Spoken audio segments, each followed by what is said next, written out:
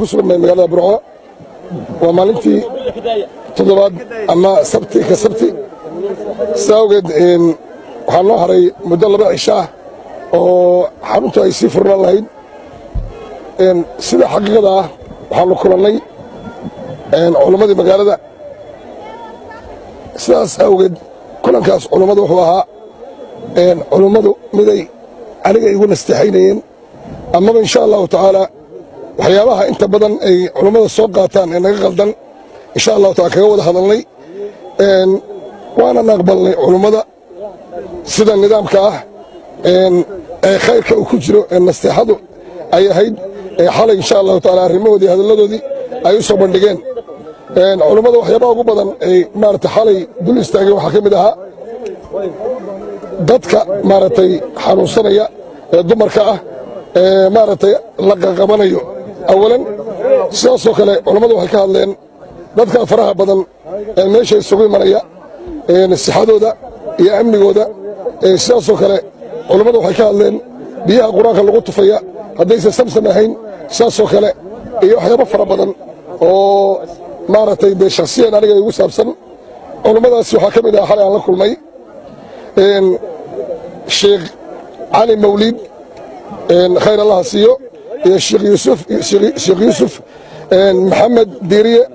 sidaasoo kale sheekh iimaan maxamed diiriye sidaasoo kale mustafa aadan sidaasoo kale cali baashe sidaasoo kale maaragtay cabdiqani saalax sidaasoo kale rashiid sheekh rashiid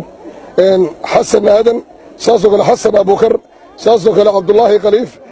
sidaasoo kale cumar cismaan sidaasoo kale ibraahim jaamac axmed sidaasoo kale culammadaasi waxay isku raaceen in cilaajka la xiro waxyaabaha naga qaldanna iyaga ay soo hagaajin doonaan inkastoo maaragtay ilaahay khayr ha siiyo ragga qaar ayba bataatan bay yidhaahdeen shaqadaa haysta ay wax xaaraan bilkulliyadna ma bannaana arrintaasna dee waxaa weeyaan waxba kamaan odhan maxaa yeelay eray iyo khilaaf ma fiicna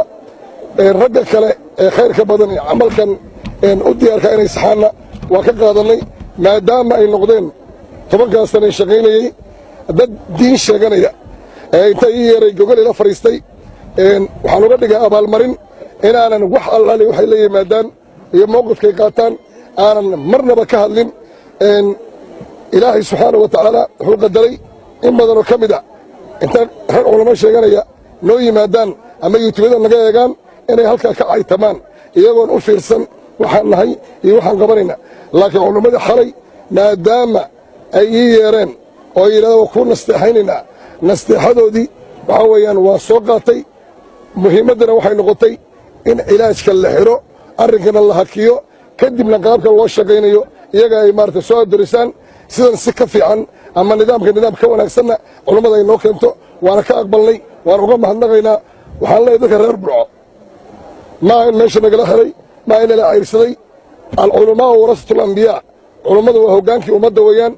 waxa ay doonayaan waxaa weeyaan wanaagga ah ayaan la qaadannay sidaasaan insha allah uga baxaya aniga horta Burco waxaan u yimid ummaddaan u yimi waana magaaladeedii dadku way wada garanayaan waxaan Burco isku nahay amaan u ahay haddii siday culammada noo ballan qaadeen oo ay nagala shaqaynayaan camalkan khayriga ah ee ummadda lagu tabarrucayo waxaan diyaar u ahay inaan imaado bal iska daa xarumahan ka sameeyo sida haddana culammada ka soo maarata ka wada hadalnay haddaan hadalka culammada u noqdana waxaa weeye nimanka xalow taga waxay culamay ahaayeen sharna uma arko khayr baana iga muuqanayay ilaahayna khayr ha siiyo insha allah xaqiiqatan hawshaan hayo ma aha hawl maarata shacabkan u hayaa laakiin waa wax diin ku sallaysan weeyaan mar hadday diin ku sallaysan tahayna cidda loo daba fadhiisanayo wax laga weydiinayo waa culammada weeyaan go'aanka culammada ay qaadatay in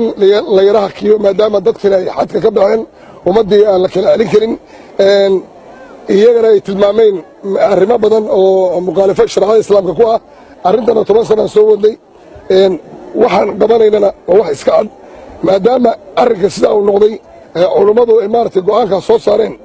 inaan ka daba hadlo ama aan buriyo diyaarumihi Burco iyada isgaranaysa haddii laga helo